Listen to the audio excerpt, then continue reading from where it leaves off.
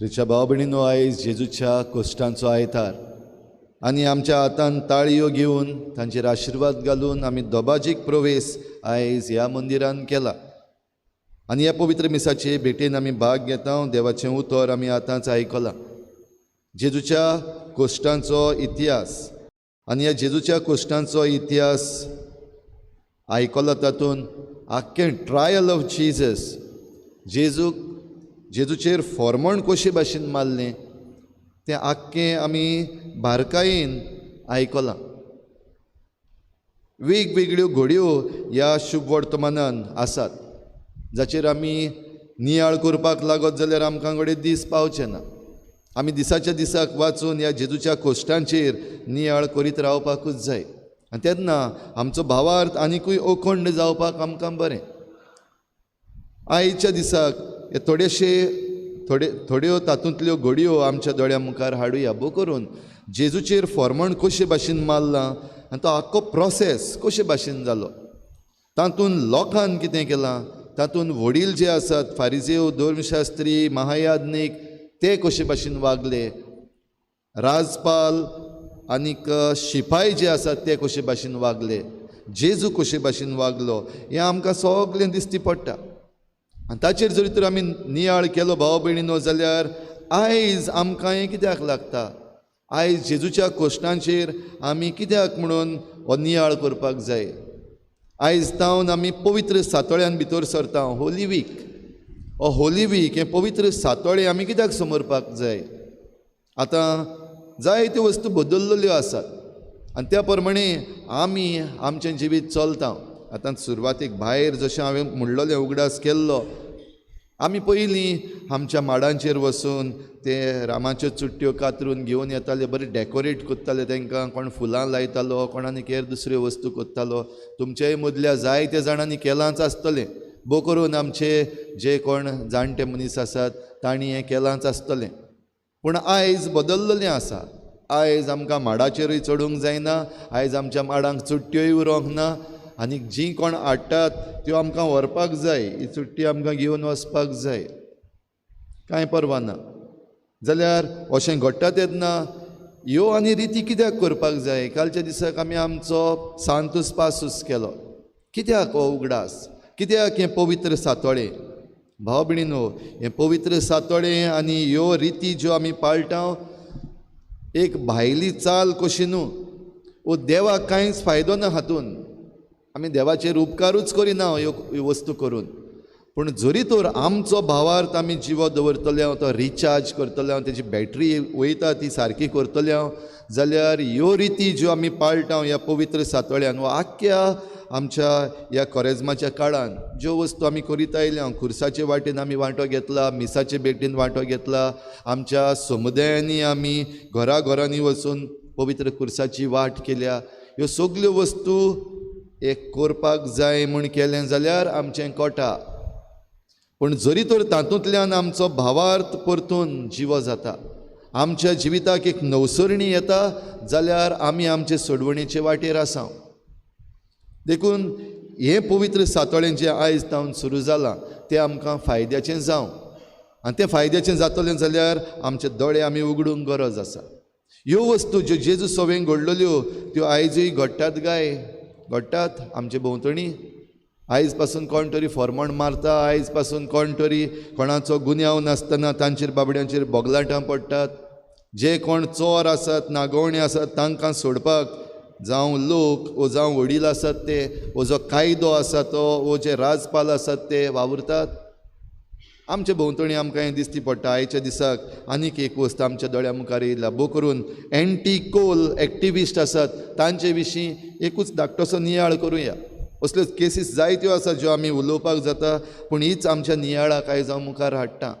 एंटी कोल एक्टिविस्ट म्हणटात ते चांदोर, जो एक व्हडलो प्रोटेस्ट जाल्लो, मेगा प्रोटेस्ट, जायतो लोक आयिल्लो, आमी तातूंत आसलेले. आनी तातूंतल्या 10 जाणांक वेंचून काडून मायणा कुर्तोरी पुलीस स्टेशन हांगा तावन पुलिसांक घेवन तांचेर केसी घातल्यो आमच्या सरकारान. आमचो आतांचो सरकार आसा ताणें, आनी ह्या सरकारान तांचेर ज्यो केसी घातल्यो त्यो कोर्टान चलतात.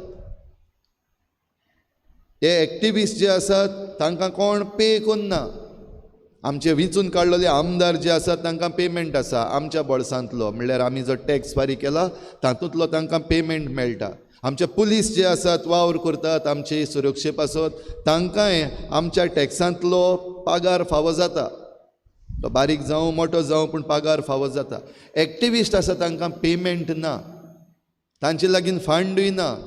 कित्याक कोर्टान झगडपाक पडटा, वचून कंप्लेन्स घालपाक पडटा, पेपर वर्क करपाक पडटा, स्टडी करपाची पडटा, जाय ते डॉक्युमेंट्स वाचचे पडटात.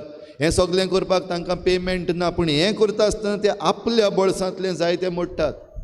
दुडूच न्हय पूण आपली एनर्जी, आपलो टायम, आपलो सुसेग, आपलो घोराबो जाय ते पावटी तांकां कुशीन दवरून आमच्या बरेपणा पासत वा गोंयच्या बरेपणा पासत बाबडे वावर करतात.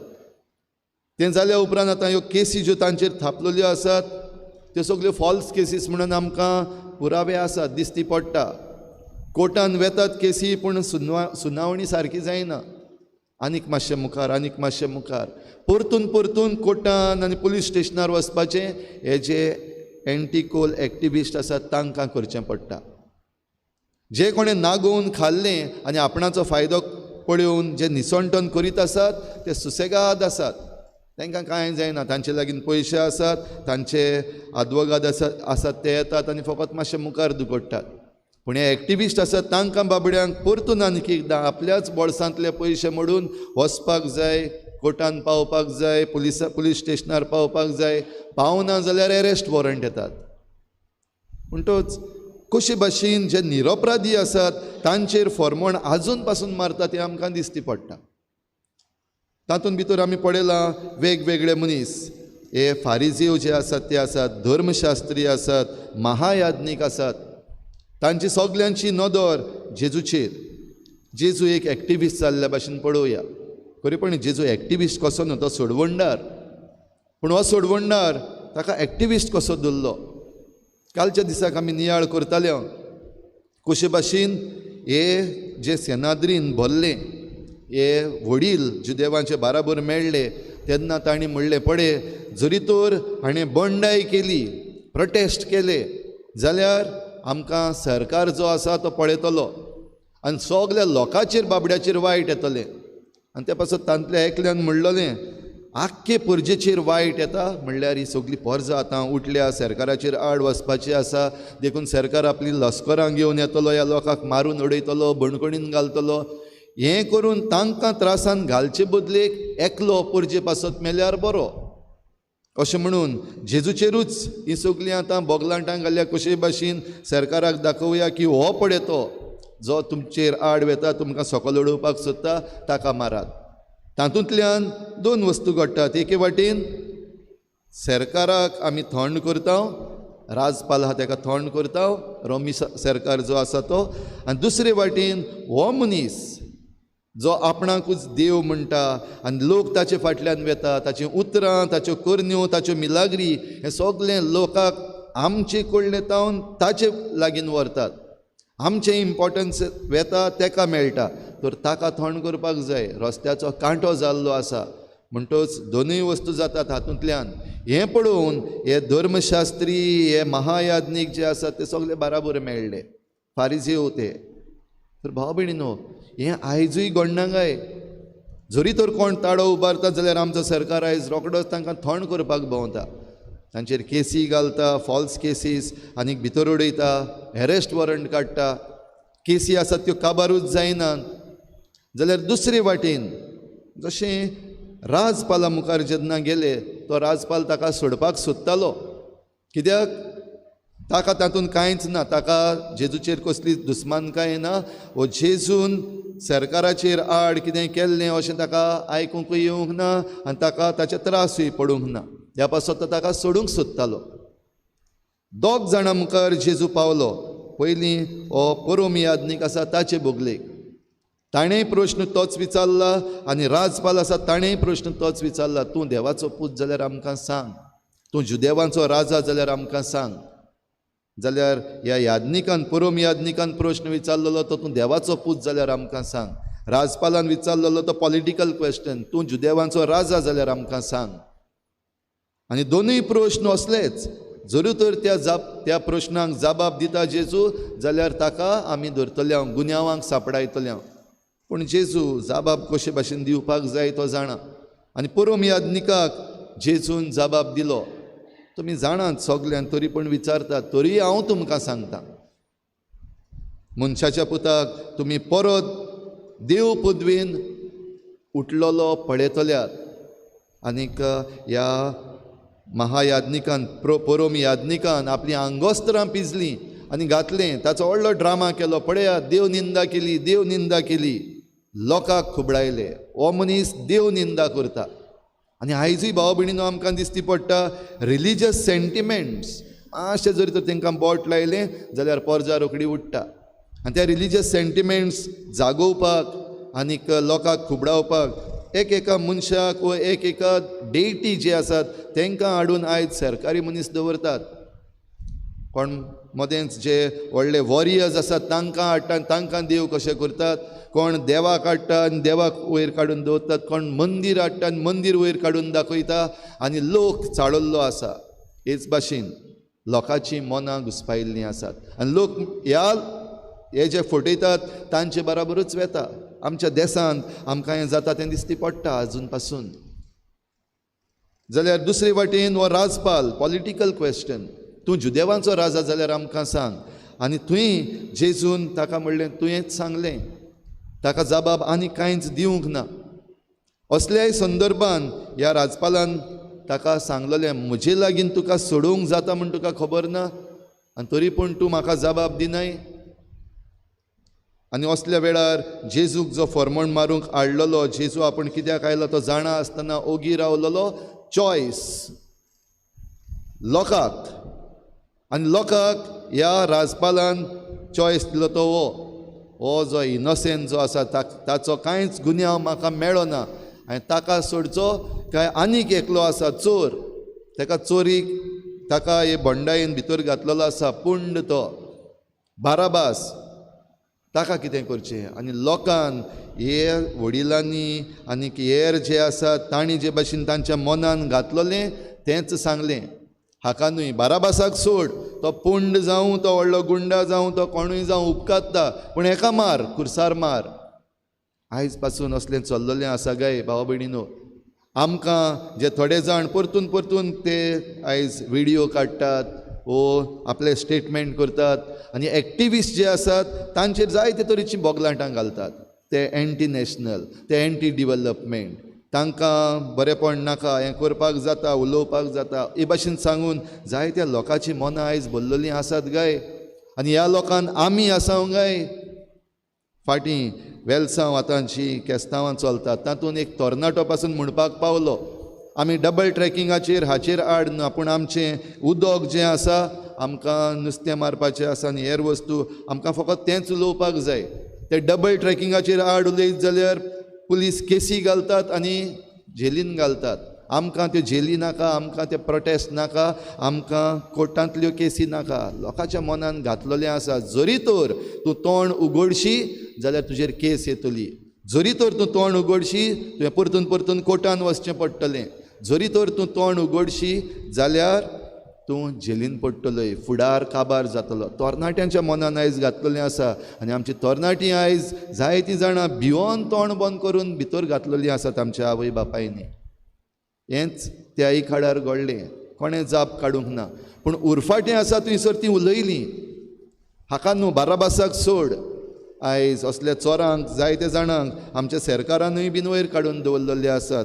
ओल्ड गोवा इलिगल बंगलो चोरी केल्ली आसा, इलिगल केल्लें आसा, तरी पूण ताका नॅचरल जस्टीस आयज आमचे कोर्ट आसात ते खंय पावल्ले आसात. हेच भाशेन फॉर्मोणां पडत आसात, निरपराधी आसात तांचेर फॉर्मोण, आनी जे कोण चोर आसात ते सुसेगाद भोंवतात, जे कोण नाड आसात ते सुसेगाद भोंवतात. आनी हें पळोवन आमचे मदले जायते जाण म्हणपाक पावल्ले आसात, बरें जावन फायदो ना, इनोसेंट रावन फायदो ना, चोर जा फायदो आसा. आनी ह्या पासत हे जे कोण चोरांचें गँग आसा तातूंतूय आमी ओगे भितर सरलेले आसात जायतीं जाणां. घडये आमच्या ओगेपणान वो आमकां जे ल्हान ल्हान बारीक बारीक वस्तू मेळटात त्या पासत. शेवट कितें? शेवट एका निरपराध्याक खुर्सार खिळायलो. आनीक खुर्सार खेळायलो तेन्ना जायत्यांनी ताच्यो मस्कऱ्यो केल्यो, जायत्यांनी म्हणलें हो व्हडलो व्हडलो उलयतालो, देव आहा म्हणटालो, देवाचो पूत म्हणटालो, हूंय आहा देव, आतां सोडलो ताका देवान. मस्कऱ्यो केल्यो जायत्या जाणांनी. तो दुसऱ्यांक सोडयतालो, आतां तुकाच सोडय मरे. मस्कऱ्यो केल्यो जेजूच्यो. भाव भयणीनो, ह्या सगळ्यान जेजून जे भाशेन पेद्रूक सांगलें आनी आपल्या शिसांक सांगलें, पवित्र पुस्तक खरें कशें जातलें तर? पवित्र पुस्तक खरें जावपाक जाय, कित्याक देवाचो पूत मनीस जाता आनी आमचे पासत आपलो जीव दिता. आनी जीव दिवचे पयलीं हे कोश्ट, त्रास, हे कोश्ट हांवें काडूंकूच जाय. देखून जरी तर कोण जेजूचे कोश्ट आडायता जाल्यार तो पुरतो न्हू, तूं देंवचाराचो पयस सर सयताना, अशें जेजून पेद्रूक म्हणलेलें. कित्याक जेजूच्या कोश्टांचेर आनी मरणाचेर तो आड येतालो. जाल्यार आयज जे आमचे एक्टिविस्ट आसात, जे आमी आतां ही देख घेतलेली आसा, तांकांय आतां मरण फावो काय? ते मरत जाल्यारूच वा तांकां जेलीन घालीतूच जाल्यार आमकां सोडवण मेळटली काय? वो आमकां हें मेळपाक तांच्या ह्या सॅक्रिफिसाची, वो एक्टिविस्ट आसात तांच्या मरणाची, कोश्टांची आयज गरज आसा काय? भाव भयणीनो, सोडवणदार फकत एकलोच. कोण तो? कितले आहा सोडवणदार? कोण सोडवणदार? जेजू.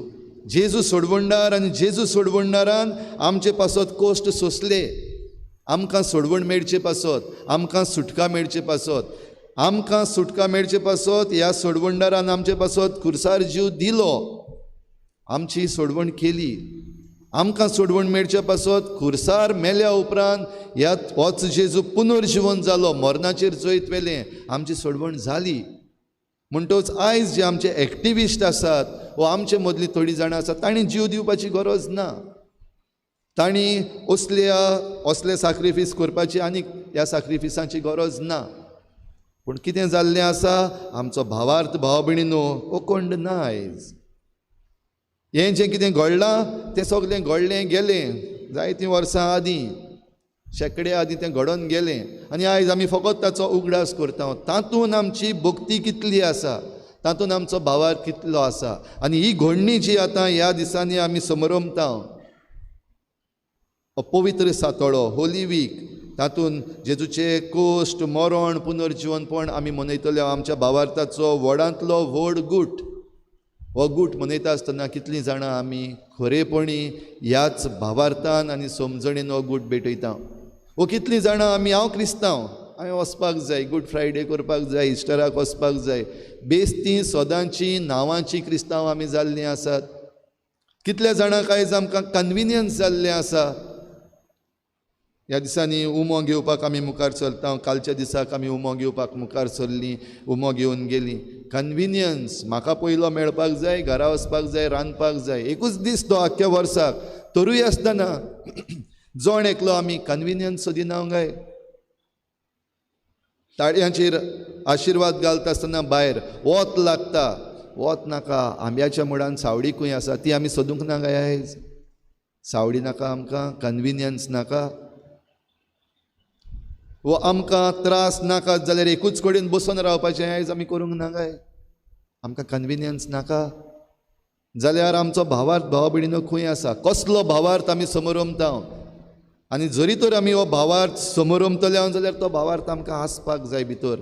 म्हणटच जरी तर आमची समरमणी सारकी जायना जाल्यार आमी भावार्थ नासलेलीं मनशां म्हणत जाल्यार हांव चूक करतलो काय?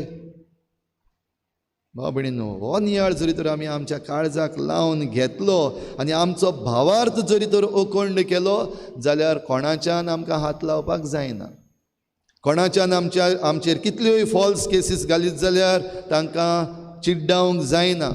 पूण जरी तर आमचो भावार्थ सारको ना जाल्यार आमचे लागीं सगळें आसा, उक्तें आसा, केस इज क्लियर, तरूय पूण आमकां निर्णय मेळचो ना. कित्याक आमकां सोडवण दिल्ल्या जेजूची सोडवण आमी आजून चाखूंक ना.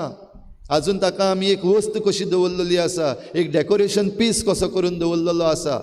तो आमचो भावार्थाचो नमुनो जावंक ना, आमच्या जिविताचो माज जावंक ना आजून पासून. आमी फकत नांवांची क्रिस्तांवां जाल्लीं आसात, देखून क्रिस्ती भावार्थान जी सोडवण आमकां दिल्या ती आख्या संवसाराक पावपाक शकता. आमकां क्रिस्ती भावार्थ्यांक जो भावार्थ आसा ह्याच भावार्थान आमचो देश साल्वार जावपाक शकता. आमचो भावार जरी तर जोण एकलो क्रिस्तांव आमी जियेली जाल्यार आमचें राज्य गोंयचें राज्य साल्वार जावपाक शकता. आनी हे वेगवेगळे मुद्दे जे आमकां सतायतात, ह्यो नाका जाल्ल्यो केसीस, निसणटोन जें जाता तें सारकें जावपाक शकता जेन्ना जोण एकलो आमी क्रिस्ती भावार्थी आमचो भावार जियेतलो. पुरो इतलेंच. क्रिस्ती भावार्थी जरी तर आपलो भावार जियेलीं जाल्यार पुरो आमचो देश, आमचें राज्य, आमचो गांव सांबाळपाक.